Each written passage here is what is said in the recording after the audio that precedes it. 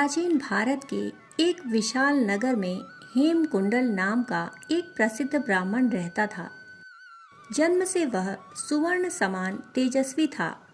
वेद वेदांगों का गहरा ज्ञाता, अनुष्ठानों का पारंगत और दान पुण्य की महिमा को जानने वाला। परंतु उसके स्वभाव में एक बड़ी दुर्बलता थी, लोभ और क्रोध। यज्ञानुष्ठान करता अवश्य था, परंतु उसके मन का केंद्र ईश्वर नहीं बल्कि धन संग्रह था। वह यजमानों से अधिक दक्षिणा लेने के लिए छल कपट भी कर लेता था। उसके हृदय में करुणा का नाम मात्र भी न था। भीख मांगने आए गरीबों को वह डपट कर भगा देता और जरा सी बात पर क्रोध कर उठता। कहते हैं, ज्ञान अनल है पर करुणा शीतल जल है। दोनों साथ हों तभी जीवन सुंदर बनता है। हेमकुंडल का ज्ञान आग की तरह दहकता था, पर करुणा का जल उसमें न था। समय बीतता गया और एक दिन उसकी मृत्यु का समय निकट आ पहुंचा। जब यमदूत उसे ले गए और उसके कर्मों का लेखा जोखा खोला गया, तो पाया गया कि उसने वेद ज्ञान का उपयोग मात्र अपने स्वार्थ के लिए किया। अत्यधिक लोभ में रहा और क्रोध के कारण अनेक लोगों को दुख पहुंचाया। इसलिए उसके सत्कर्म बहुत हल्के पड़े और तामसी प्रवृत्तियां भारी। यमराज ने निर्णय दिया, स्वार्थी विचार और अहंकार के कारण यह ब्राह्मण अगले जन्म में व्याध अर्थात शिकारी होगा। और इस प्रकार हेमकुंडल का पुनर्जन्म जंगल के एक निर्धन परिवार में व्याध रूप में हुआ। अब वह घने जंगलों में घूम घूम कर जीवों को मारकर जीवन यापन करता था। उसका हृदय कठोर था, क्रोध उसका स्वभाव था और हिंसा उसका कर्म।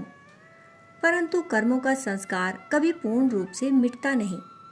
बीते जन्म का थोड़ा ज्ञान और आध्यात्मिक संस्कार उसकी आत्मा में कहीं गहराई में छिपा हुआ था।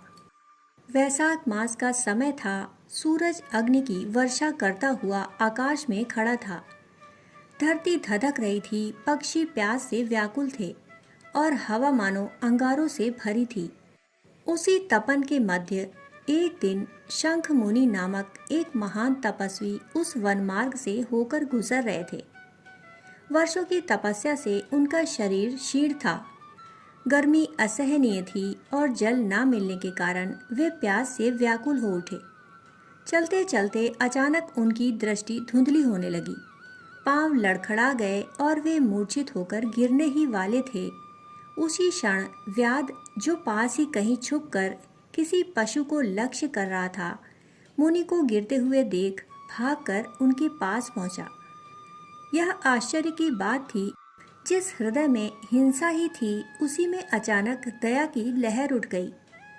यह वैशाख मास का प्रभाव था, जब कहा जाता है कि भगवान माधव स्वयं लोगों के पाप हरने हेतु पृथ्वी पर अत्यंत सहजता से उपलब्ध होते हैं।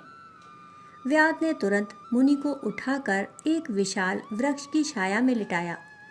अपने थैले से शीतल जल निकालकर उनके अधरों से लगाया और पलाश के पत्तों से धीरे धीरे हवा करने लगा।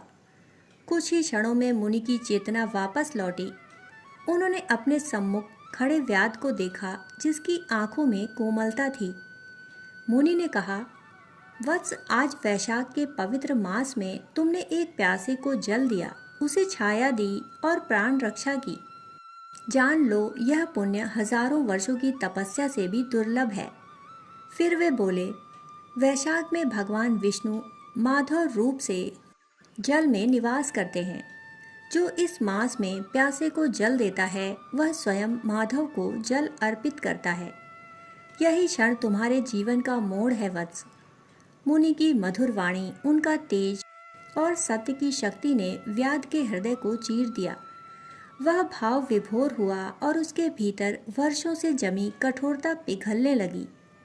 वह बोला, भगवान, मेरे जीवन में तो हिंसा ही है, क्या मैं भी सुधार सकता हूँ?